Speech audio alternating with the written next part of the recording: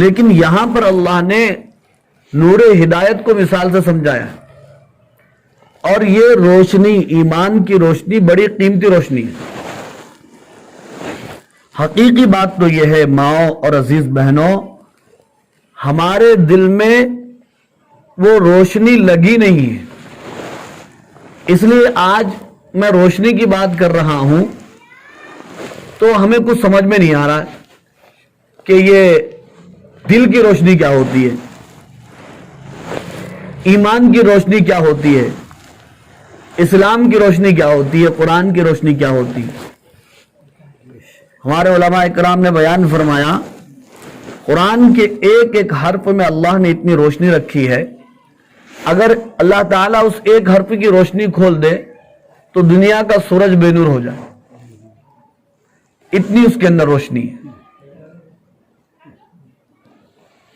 تو ہمارے دلوں میں چراغ ہے، اور اس چراغ میں تیل بھی ہے، لیکن اس چراغ کو سلگایا نہیں گیا ہے، ابھی وہ چراغ کیا ہے؟ بند ہے۔ جس دن وہ چراغ سلگ جائے گا اور چمک اٹھے گا تو اس وقت جو ہے دل کی کیفیت بدل جائے گی، اور اس وقت دل کی کیفیت کیسی ہو جائے گی؟ جیسا کہ فرعون کی باندھی تھی ایمان لانے والی، اس کے دل میں ایمان کی اتنی بڑی روشنی تھی کہ اس روشنی کے سامنے پوری فرعون کی سلطنت اور بادشاہت بیکار تھی۔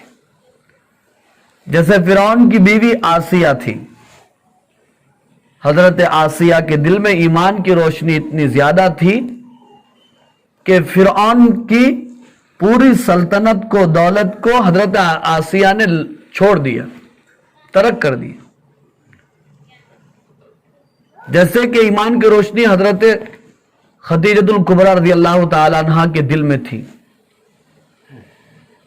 اس روشنی کو پانے کے لیے انہوں نے اپنا پورا مال حضور پر قربان فرما دیا۔ جیسے کہ ایمان کی روشنی حضرت سمیہ رضی اللہ تعالی عنہا کے دل میں تھی، جنہوں نے اپنے ایمان کی روشنی کو بچانے کے لیے اپنے آپ کو شہید کیا، لیکن اپنے ایمان کی روشنی کو بچا لی۔ تو اس ایمان کی روشنی کو ہم بچا کر لے جائیں گے رائی کے دانے کے برابر بھی، تو قبر میں، حشر میں کامیاب ہو کر انشاءاللہ جنت پائیں۔ یہ روشنی ہمیں جنت تک لے جائے گی، ہے نا بھائی؟ جہنم کے اوپر پلسرات ہے، اور وہ پلسرات ایسی خطرناک چیز ہے، بال سے زیادہ باریک، تلوار سے زیادہ تیز، اس کا چڑھاؤ جو ہے 500 سال، بیچ کا راستہ 500 سال، پھر اترنے کا راستہ 500 سال، 1500 سال ہے۔ اللہ ہم سب کو اس پلسرات پر سے آسانی سے پار فرما دے۔ تو اور وہ اندھیرا ہے راستہ، وہ راستہ اندھیرا ہے، وہاں ایمان کی روشنی ایمان والے کو جنت تک لے جائے گی۔ تو منافقین کہیں گے کہ دنیا میں ہم تمہارے ساتھ رہتے تھے، ہم دنیا میں تمہارے ساتھ رہتے تھے تو تمہارے ایمان کی روشنی میں ہم بھی آئیں گے۔ تو ایمان والے اپنے ایمان کی روشنی میں آگے نکل جائیں گے، اور منافقین اپنے نفاق کے اندھیرے میں رہ کر جہنم میں گر جائیں گے۔ یہ ایمان کی روشنی۔ تو ایمان کی روشنی کو، ہدایت کی روشنی کو اللہ تعالیٰ نے یہاں پر ایک مثال سے مجھے اور آپ کو سمجھائے۔ اللہ تعالیٰ نے یہ کتاب نازل فرمائی، اور یہ کلام اللہ سے نکلا ہے، لیکن اللہ نے اس کلام کو نازل فرمایا ہے ہم انسانوں کے ذہنوں کو سامنے رکھ کر، ہمارے ذہنوں کی سطح کے مطابق اللہ نے اس کتاب میں باتیں بیان فرمائی۔ تو یہ حال ہے، اگر اللہ تعالیٰ اپنے حساب سے اس کلام کو نازل فرماتے تو پھر ہم कुछ समझ नहीं सकते। तो अल्लाह ताला ने मिसाल ये दी है, मिसाल ये है कि जैसे एक ताक है, ताक किसको बोलते हैं? मेहराब को। अब आजकल उसको क्या बोलते हैं? सेल्फा, सज्जे वगैरह आ गए। अब पहले उसको क्या बोलते थे? मेहराब, ताकचा वगैरह। तो समझ लो कि एक मेहराब है, एक ताक है।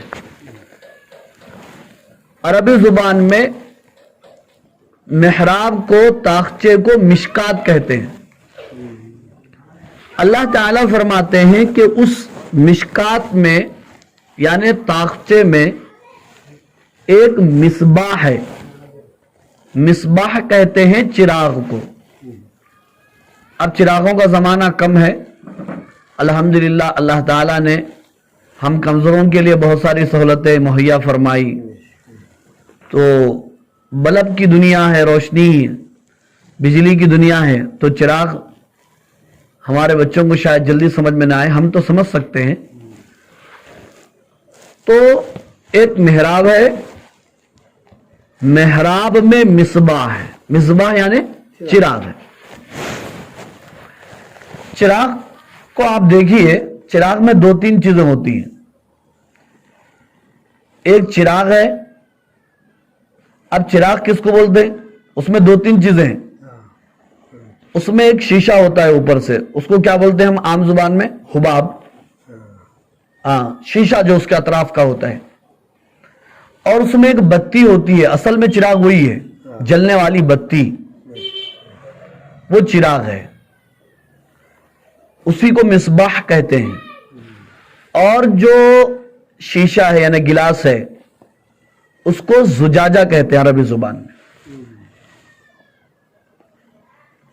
अच्छा, जो चिराग जलता है, जो बत्ती जलती है, वो किससे जलती है? तेल से जलती है। और तेल कई किस्म का होता है, मिठा तेल है, खोपरे का तेल है, गैस का तेल है, और एक जैतून का तेल भी है। तो अल्लाह ताला यूं फरमाते हैं जैसे एक मेहराब है, मेहराब में मिसबाह है, चिराग है। चिराग का जो जुजाजा यानी गिलास है, वो गिलास बहुत साफ है, चमकता हुआ है। बाज गिलास क्या होते हैं? साफ नहीं होते, तो रोशनी नहीं होती। चिराग अंदर अगर जले भी तो अगर वो गिलास और शीशा सियाह हो या दागदार हो तो फिर रोशनी बाहर नहीं आती, जलने के बावजूद भी बाहर नहीं आती। तो अल्लाह ताला फरमाते हैं कि वो जो सुजाजा यानी गिलास है बिल्कुल साफ है। कैसा साफ है? अल्लाह ने उसको मिसाल से बयान फरमाया, कौकबुन दुर्रियुन फरमाया, चमकते हुए सितारे की तरह वो शीशा है, वो गिलास। बस शीशा जो होता है चमकता है तो हीरे की तरह उसकी रोशनियां पहले से ही पड़ते रहते, वैसा है वो गिलास, वो शीशा, वो हुबाब। फिर अल्लाह ताला ये बयान फरमाते हैं कि उस चिराग के अंदर जो तेल है, वो तेल ना मीठा तेल है, ना फल्ली का तेल है, ना कड़क का तेल है, और ना गैस का तेल है, ना पेट्रोल है, डीजल है। वो तेल ऐसे दरख्त का है जो दरख्त बरकत वाला है। तो जाहिर बात है जहन में तो आ गया, अभी तो मैं नाम लिया उस तेल का, जैतून का तेल है। अच्छा, जैतून जो तेल बनता है वो तो फल से बनता है, और फल किसको लगता है? दरख्त को लगता है, जिसे हम झाड़ बोलते हैं आम जुबान में। यूपी वाले झाड़ बोलते हंसते हैं। अच्छा। हाँ, हर जगह के अलग अलग अल्फाज होते हैं। तो उर्दू जुबान में किताबों में झाड़ बोल के कभी नहीं मिलता, पेड़ या दरख्त, वो झाड़ फूक अलग है। लेकिन अब हमारा हैदराबाद में सब माफ है, चलता, कुछ भी बोल देते। خے کو قاف پڑھ لیتے ہیں, قاف کو خے پڑھ لیتے ہیں, جو بھی چلتا سو. تو وہ درخت زیتون کا ہے. اچھا پھر اللہ تعالیٰ کیسے بات کو سمجھا رہے ہیں دیکھیے آپ. وہ تیل جو نکلا ہے زیتون کا ہے, پھل سے نکلا اور پھل درخت کو لگا. کون زیتون کا درخت ہے, مگر اس کا جائے وقوع کیسا ہے؟ جائے وقوع کا مطلب یہ ہوتا ہے کہ وہ کیسی جگہ میں وہ پیدا ہوا ہے. جی ماحول میں, یا وہ کس جگہ وہ پیدا ہوا. تو اللہ تعالیٰ فرماتے ہیں کہ وہ ہر زیتون کے درخت کا تیل یہاں پر مراد نہیں ہے. فرمانے اللہ تعالیٰ وہ درخت زیتون کا وہ درخت مراد ہے جس کا نہ مشرقی رخ ہے نہ مغربی رخ ہے. نہ مشرق کی طرف اس کا رخ ہے نہ مغرب کی طرف اس کا رخ ہے. اب یہ بات بھی سمجھنے کی ہے, رخ نہیں رہے سو کون سی چیز رہتی؟ رخ نہیں ہے سو چیز ایک ہی ہے. کون ہے وہ؟ وہ اللہ ہے. اللہ سمت سے پاک ہے, رخ سے اللہ پاک ہے اللہ تعالیٰ. تو ہر چیز کا ایک رخ ہوتا ہے. لیکن اللہ یہاں پر فرما رہے ہیں قرآن مجید میں کہ وہ جو برکت والا درخت ہے, ہاں, من شجرۃ مبارکۃ زیتونۃ لا شرقیہ ولا غربیہ, ایسا برکت والا وہ درخت ہے, لا شرقیہ, نہ اس کا رخ مشرق کی طرف ہے, ولا غربیہ, اور نہ مغرب کی طرف ہے. تو مطلب کیا ہے اس کا؟ اس کا مطلب یہ ہے کہ یہاں پر درخت کا رخ مراد نہیں ہے, بلکہ بتانا یہاں پر یہ ہے کہ وہ درخت ایسی جگہ کھڑا ہے کہ صبح جس وقت سورج نکل رہا ہے تو وہاں کوئی دوسری چیز اس کے لیے آڑ نہیں ہے صبح کی دھوپ کے لیے. یعنی کھلے میدان میں کوئی پہاڑ نہیں ہے, وہاں پر کوئی اس سے بڑا درخت نہیں ہے. صبح جب سورج نکل رہا ہے تو صبح کی دھوپ اس کے اوپر برابر پڑ رہی ہے, اور جب شام سورج ڈھل رہا ہے اس وقت بھی اس درخت کے لیے کوئی آڑ نہیں ہے, کوئی پہاڑ نہیں ہے, کوئی بڑا درخت نہیں ہے, کوئی مکان نہیں ہے. صبح اور شام کی دھوپ اس درخت کو برابر لگ رہی ہے. تو ظاہر بات ہے کسی بھی چیز کو پنپنے کے لیے, پرورش پانے کے لیے دھوپ ضروری ہے.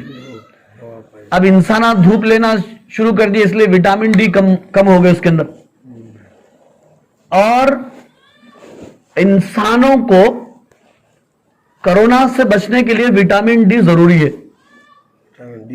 وٹامن ڈی بہت ضروری ہے, وہ دھوپ سے پیدا ہوتی ہے انسان کے اندر. وٹامن ڈی دھوپ سے پیدا ہوتی ہے. مگر اب ان لوگوں کو کیا بولنا, لاک ڈاؤن کر دیے, گھروں کے اندر بند کر دیا, اب وٹامن ڈی ملتی, اب اوپر سے گھر کے اندر رکھ کے جو ہے کرونا آ رہا. کیسا آ رہا صاحب؟ وٹامن ڈی مل رہا ہے, اس کو باہر نکلے تو آدمی کو وٹامن ڈی ملتا.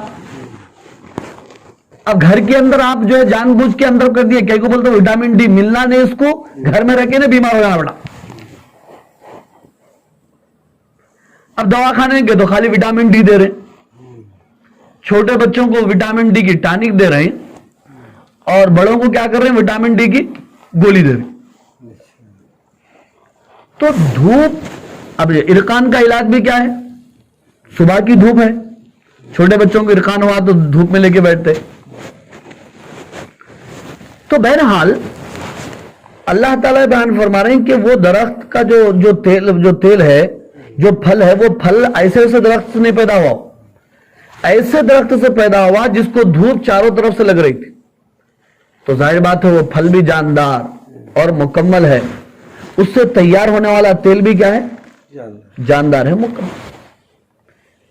یہی وجہ ہے دھوپ جتنی زیادہ ہوتی, آم کے درخت کا وہ پھل بھی اتنا میٹھا ہوتا. جو شاخ گرتی, ہم بولتے کہاں سے گرتی, دھوپاں پڑے تو دھوپ سے وہ پکتا, اللہ کی شان دیکھو, آپ دھوپ سے پکا رہے, جو ابھی کھٹا تھا دھوپ لگ گئی وجہ سے میٹھا ہو گیا, اللہ کی شان ہے. تو اللہ تعالیٰ یوں بیان فرما رہے ہیں کہ وہ تیل خود اتنا چمکدار ہے, وہ زیتون کا تیل, دھوپ سے جو پھل بنا ہے وہ پھل سے تیل نکلا ہے, وہ تیل اتنا صاف ہے, اتنا شفاف ہے, اتنا ستھرا ہے کہ بغیر سلگائے کے وہ تیل خود چمک رہا ہے. بغیر سلگائے کے وہ تیل کیا ہے؟ چمک رہا ہے. تو اگر اس کو واقعی سلگا دیا جائے اور اس چراغ کو سلگا دیا جائے اس تیل کے ذریعے, تو پھر اس وقت کیا ہوگا؟ ایک تیل کی روشنی دوسرے چراغ کی روشنی, تو وہ کیا ہو جائے گی؟ سونے پہ سہاگا. اور اللہ نے اس کو عربی میں کیا فرمایا؟ نورن علی نور, نورن علی نور, روشنی پہ روشنی پہ روشنی. تو ماں اور بہنوں, اب اللہ اتنی بڑی مثال بیان فرما دی ہے, کیوں بیان فرمائے؟ طاق ہے, اس میں چراغ ہے, اس کا شیشہ ستارے کی طرح چمکتا ہوا ہے, اور اس کے اندر جو تیل ہے وہ مبارک درخت زیتون کا ہے. زیتون کی قسم اللہ نے قرآن میں کھائی اور اس کو برکت والا درخت فرمایا ہے. اس لیے زیتون کی جو بھی چیزیں ہوتی ہیں وہ اس سے اللہ تعالیٰ شفا رکھے. والتین والزیتون, قسم ہے انجیر کی, قسم ہے زیتون کی. اب جس درخت کی, جس پھل کی اللہ قسم کھا رہے ہیں اس میں کتنی برکت ہوگی. اور حدیث میں آپ صلی اللہ علیہ وسلم نے خود بیان فرمایا کہ زیتون کا تیل کھاؤ اور اس سے بدن پر مالش کرو, صحت ملے گی. کئی گھٹنوں میں درد ہے, جوڑوں میں درد ہے, اس کو استعمال کر سکتے ہیں. لیکن عقیدے کے ساتھ ہم اسے استعمال کریں گے تو انشاءاللہ ضرور بالضرور فائدہ ہوگا. تو اب آپ دیکھیے, طاق ہے, چراغ ہے, پھر اس کا شیشہ چمکدار ہے, اندر جو تیل ہے وہ زیتون کا ہے, وہ خود چمکدار ہے, بغیر سلگائے کے سلگایا ہوا معلوم ہو رہا ہے. تو یہ پوری مثال اللہ نے مومن کے سینے کی بیان فرمائی. مومن کا سینہ طاق ہے, محراب ہے, اس میں جو چراغ ہے وہ کون سا ہے؟ دل ہے, دل ہے. اور اس دل کے اندر اتنی صلاحیت ہے زیتون کے تیل کی طرح, اس دل کے اندر عمل کرنے کی صلاحیت ہے, استعداد ہے اس کے اندر اتنی, اس مومن کے سینے میں. اب جب پہلے ہی سے مومن کا سینہ اتنا صاف ہے اور اتنا پاک ہے, اب اس میں کیا ہے سلگانے کے لیے, کیا استعمال کرنا ہے؟ بس ایمان کی چنگاری. جیسے ایمان کی چنگاری اس میں پڑ جائیں گی, ایمان کا چراغ اس کے اندر روشن ہو جائے گا. پھر وہ جو ایمان کا چراغ دل کے اندر سلگتا ہے تو دن بہ دن روشنی میں اضافہ ہوتا ہی چلا جاتا ہے. آج ضرورت اس بات کی ہے, میں اور آپ محنت کر کے اپنے دلوں میں اللہ نے جو صلاحیت رکھی ہے ایمان قبول کرنے کی اور عمل کرنے کی جو صلاحیت رکھی ہے اللہ نے, نور عمل, نور ہدایت اللہ نے دل میں رکھی ہے. چراغ ہے, تیل ہے, سب کچھ ہے, صرف اسے سلگانے کی ضرورت ہے. جیسے ہی سلگا دیا جائے گا اسے علم کی روشنی سے, تو پھر وہ دل نورن علی نور ہو جائے گا. اسی لیے یہ محنتیں ہیں, یہ اجتماعات ہیں, یہ بیانات ہیں. اب دیکھیے کئی لوگ, خواتین مرد حضرات کیسے ہوتے ہیں, آئے اجتماع میں بیٹھے, اللہ کے راستے میں وقت لگا دیے, تو ان کے دل میں ایمان کا نور یعنی عمل کا نور پہلے ہی سے ہے, اب جیسے ماحول کے اندر بیٹھ گئے, چراغ سے چراغ سلگ گیا, زندگیاں بدل گئی, زندگیاں بدل گئی, روشن ہو گئی زندگیاں روشن ہو گئی. تو اس طرح ہمیں محنت کر کے اپنے نور ایمان کو جگمگانا ہے. یہ مثال اللہ نے بیان فرمائی. اس کے بعد اللہ تعالی نے مسجدوں کا ذکر فرمایا.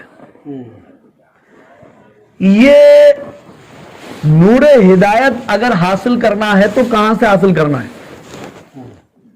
وہ جگہ کون سی ہے, وہ کمپنی کون سی ہے, وہ کارخانہ کون سا ہے, وہ دکان کون سی ہے جہاں ہدایت کا نور ملتا ہے. اور دل کے جو چراغ کو سلگانے کے لیے, دل کے چراغ کو سلگانے کے لیے وہ نور ہدایت کہاں سے ملتا ہے؟ اللہ نے وہ جگہ, وہ کارخانہ, وہ فیکٹری بیان فرمائی. وہ کیا ہے؟ اللہ کے گھر, مساجد. اللہ تعالیٰ کے گھر مساجد ہے. ماں اور عزیز بہنوں, غور سے سن لیجیے بات.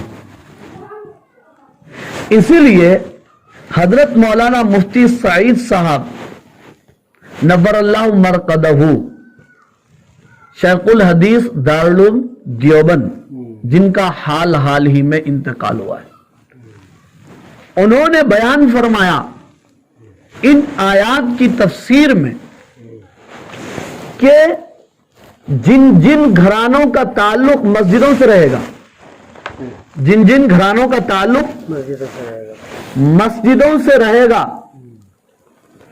مسجدوں سے رہے گا, وہاں سے ہدایت کا نور ان کے گھروں کو سپلائی ہوتا رہے گا. مطلب کیا ہے؟ اپنے گھر میں دین کی روشنی لانا ہے, ایمان کی روشنی لانا ہے, اعمال کی روشنی لانا ہے, تو اپنا تعلق مسجدوں سے رکھنا ہے. تو اپنا تعلق مسجدوں سے رکھنا ہے.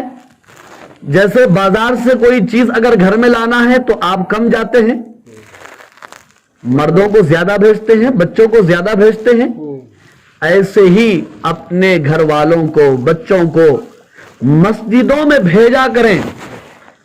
وہ وہاں سے ہدایت کے نور کو, وہاں کی فکروں کو لائیں گے گھروں کی طرف, اور گھروں میں دین باقی رہے گا, نسلوں میں دین باقی رہے گا, نسلوں میں دین باقی رہے.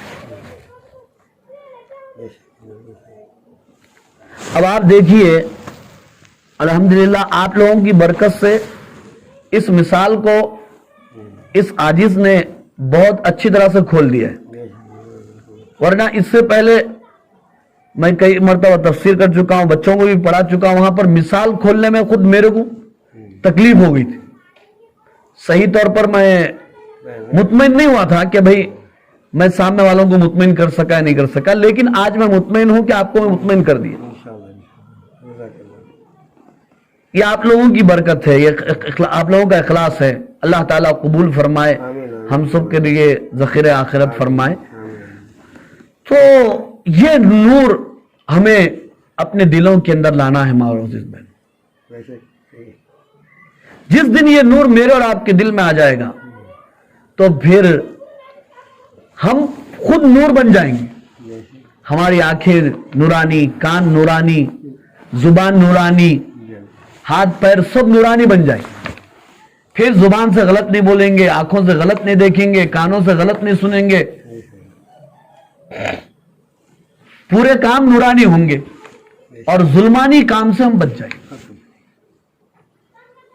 تو ایک تو اللہ نے نور کی مثال بیان فرمائی, اور یہ نور ملنے کا کارخانہ کون سا ہے, کمپنی کون سی ہے, وہ جگہ بھی بیان فرما دے, وہاں سے لا کے نور تم لاؤ, وہاں سے حاصل کرو. اور اب ظاہر بات ہے, آپ کا سوال ہو سکتا ہے کہ بھئی مسجدوں کی اتنی اہمیت ہے تو ٹھیک ہے صاحب, کل سے عصر کی نماز سے ہم اللہ اکبر ہم بھی پیچھے کھڑے ہو جائیں گے. نہیں, وہ تو حالات کے تقاضے کی وجہ سے خواتین کو روک دیا گیا. اور ابھی ایک آیت میں آپ دیکھیں گے کہ آیت سے خود ہمیں اشارہ مل رہا ہے کہ مسجدوں میں مردوں کو خاص طور پر آنے دیا جائے. میں بتا دوں گا وہ کون سے الفاظ ہیں جس سے بات معلوم ہو رہی. پہلے آئیے ہم اس آیت نور کا ترجمہ سنتے ہیں. اللہ نور السماوات والارض، اللہ تعالی آسمانوں اور زمینوں کا نور ہے، یعنی آسمانوں اور زمینوں کو، یعنی آسمانوں اور زمینوں کے مخلوقات کو ہدایت کا نور دینے والا ہے.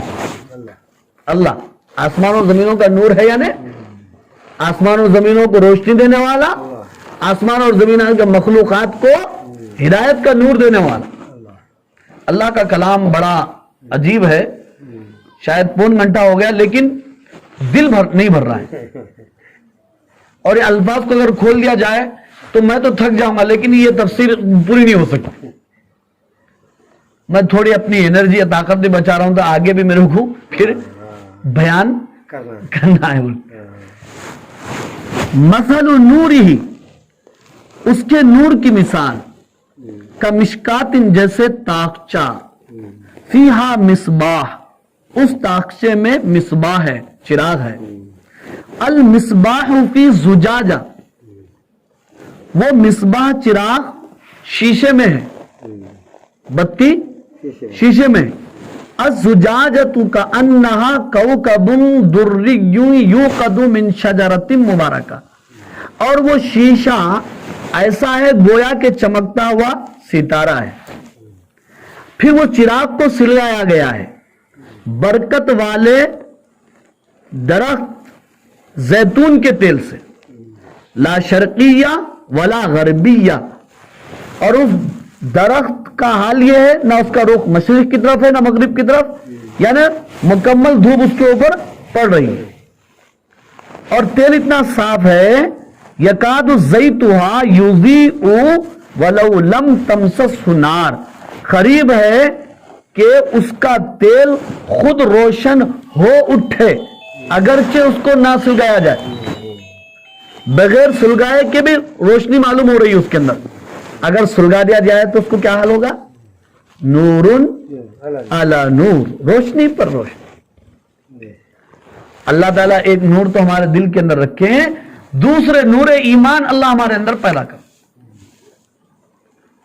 یہدی اللہ لنورہ من یشاء، اللہ تعالیٰ اپنے نور کی ہدایت دیتے ہیں جسے چاہتے. کوئی اس میں علم والا ہونا ضروری نہیں ہے، بغیر علم والے کو بھی اللہ نور ہدایت دے سکتے، لیکن علم والے کو اگر نور ہدایت مل جائے تو پھر وہ نور علی نور الگ ہوتا ہے. پھر اللہ یوں بیان فرماتے ہیں وَيَضْرِبُ اللَّهُ الْأَمْثَالُ لِلنَّاسِ، اللہ تعالی لوگوں کے لیے مثال بیان کر رہے ہیں، اپنے لیے نہیں، یہ مثال لوگوں کے لیے، ہمارے لیے بیان کر رہے ہیں. وَاللَّهُ بِكُلِّ شَيْءٍ عَلِيمٌ، اللہ ہر چیز کے جاننے والے ہیں. اسی میں سے مثالوں کا بھی علم اللہ کے پاس. یہ نور ہدایت ملتا کہاں سے، یہ روشن کہاں ہے؟ فی بیوتن، ان گھروں میں، اللہ تعالیٰ کے ان گھروں میں، اذن اللہ ان ترفع، جن گھروں کے بارے میں اللہ نے حکم دیا ہے، ان ترفع، ان گھروں کو بلند کیا جائے، ترفع بلند کیا جائے. تھوڑی اس کی تفصیل بھی آپ کے سامنے میں رکھ دوں. یہ ترفع رفع سے اس کے معنی بلند کرنے کے ہیں، تو اللہ تعالیٰ کے گھروں کو بلند کرنے سے کیا مراد ہے؟ دیکھو اللہ تعالیٰ کے گھروں کو بلند کرنے سے دو مراد ہے، ایک ظاہری بلندی، ایک باطنی بلندی. ظاہری بلندی کیا ہے؟ اس کی تعمیر کرنا، اللہ کے گھر کو بنانا. مفتی سعید صاحب نے فرمایا کہ جب تک یہ آیت نہیں اتری تھی مینار نہیں بنائے گئے تھے. جب یہ آیت اتری اب اللہ کے گھروں کو بلند کرنا ہے، اپنے گھروں سے بلند اللہ کے گھر دکھنا ہے. آج کل اپنے بلڈنگ اونچے ہو گئے تو مسلمانوں نے کیا کیا؟ میناروں کو بیان کیا. اب مینار کس کو کہتے ہیں؟ مینار کے معنی کیا ہے؟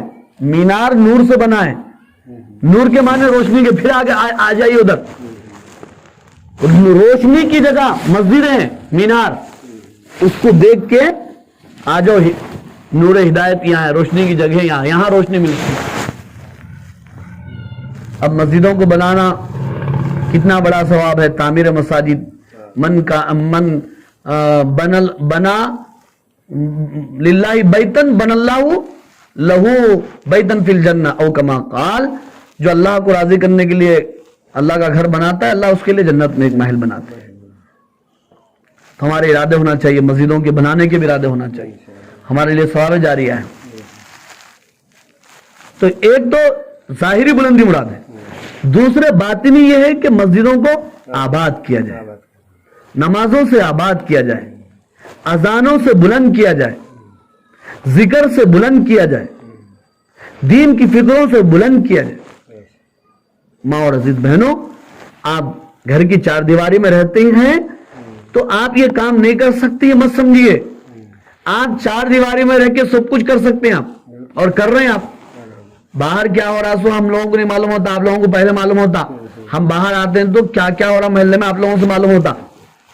مطلب آپ لوگوں کے اوپر نکتہ چینی نہیں بولنے کا مطلب یہ ہے کہ آپ گھر کے ملکہ ہیں, گھر میں آپ کی رائے مانی جاتی ہے, آپ کا مشورہ مانا جاتا ہے, تو ایسے مسجدوں کے آباد کرنے کی فکریں کرنا چاہیے. تو آپ دیکھیے فرمایا فی بیوت اذن اللہ ان ترفع, یہ نور ہدایت کہاں ملتا ہے؟ ان گھروں میں جن گھروں کو اللہ نے بلند کرنے کا حکم دیا. ان ترفع ویذکر فی اسمہ, جن گھروں میں اللہ کا نام لیا جائے. یسبح لہ فیہا بالغدو والآصال, ان گھروں میں اللہ کی تسبیح کرتے ہیں. ان گھروں میں اللہ تعالی کی تسبیح کرتے ہیں. بالغدو والآصال, غدو صبح, والآصال اور شام. صبح میں پوری 4 نمازیں آ گئی. ہم صبح بولے تو کب سمجھتے ہیں؟ سورج نکل کے 10 بجے تو صبح سمجھتے. عربی میں صبح وہ نہیں ہے, فجر کی صبح سے لے کے عشاء تک تقریباً جو ہے مغرب تک کا وقت صبح میں داخل ہے. اب شام میں جو ہے مغرب عشاء یا عشاء اور فجر داخل, یا تہجد کا وقت داخل ہے. تو اس لیے 5 نمازیں اس کے اندر آ گئی. تسبیح بیان کرتے ہیں اللہ کی ان گھروں میں, مسجدوں میں صبح اور شام. اب کون تسبیح بیان کرتے ہیں؟ رجال, ایسے لوگ. عربی میں مردوں کے لیے رجال کا استعمال کرتے ہیں, عورتوں کے لیے نساء.